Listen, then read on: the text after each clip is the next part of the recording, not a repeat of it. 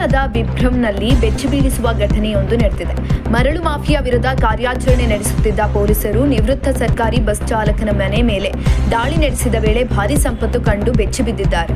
ಹೌದು, ನಿವೃತ್ತ ಸರ್ಕಾರಿ ಬಸ್ ಚಾಲಕನ ಮನೆ ಮೇಲೆ ದಾಳಿ ನಡೆಸಿದ ಬಂಗಾಳ ಪೊಲೀಸರು ಕನಿಷ್ಠ 28.5 ಕೋಟಿ ನಗದು, 15 ಚಿನ್ನ ಜಪ್ತಿ ಮಾಡಿದ್ದಾರೆ. ಜಪ್ತಿ ಮಾಡಿದ ಚಿನ್ನದ ಮೌಲ್ಯ 20 ಕೋಟಿ ರೂಪಾಯಿಗಿಂತಲೂ ಅಧಿಕ ಅಂತ ಅಂದಾಜಿಸಲಾಗ್ತಾ ಇದೆ. ಇನ್ನು ಈ ಪ್ರಕರಣದ ಸಂಬಂಧ ಪೊಲೀಸರು ನಿವೃತ್ತ ಬಸ್ ಚಾಲಕ ಮಿನಾರ್ ಮತ್ತು ಅವರ ಮಗನನ್ನ ಬಂಧಿಸಿದ್ದಾರೆ.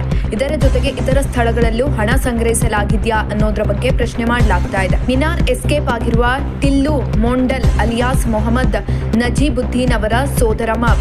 ಇನ್ನು ಮರಳು ಮಾಫಿಯಾ ವಿರುದ್ಧದ ಅಧಿಕಾರಿಗಳು ಕೈಗೊಂಡ ಕಾರ್ಯಾಚರಣೆ ಹಾಗೂ ಕಾನೂನು ಕ್ರಮವನ್ನ ಪಶ್ಚಿಮ ಬಂಗಾಳ ಮುಖ್ಯಮಂತ್ರಿ ಸುವೇಂದು ಅಧಿಕಾರಿ ಶ್ಲಾಘಿಸಿದ್ದಾರೆ. ಎಕ್ಸ್ ಖಾತೆಯಲ್ಲಿ ಪೋಸ್ಟ್ ಹಂಚಿಕೊಂಡಿರುವ ಸಿಎಂ, ಮರಳು ಮಾಫಿಯಾ ವಿರುದ್ಧದ ಕಾರ್ಯಾಚರಣೆಗಾಗಿ ನಮ್ಮ ಕಾನೂನು ಸಿಬ್ಬಂದಿಯ ಕೆಲಸ ಶ್ಲಾಘನೀಯ.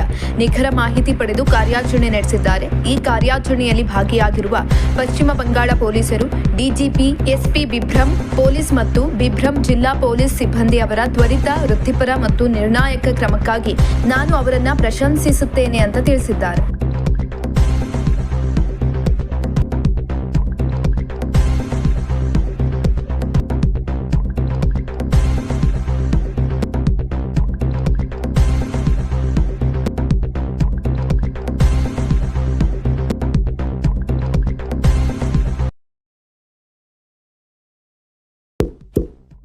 ಇಂತಹ ಇನ್ನಷ್ಟು ವಿಡಿಯೋಗಳಿಗಾಗಿ ಲೈಕ್ ಮಾಡಿ, ಫಾಲೋ ಮಾಡಿ, ಶೇರ್ ಮಾಡಿ.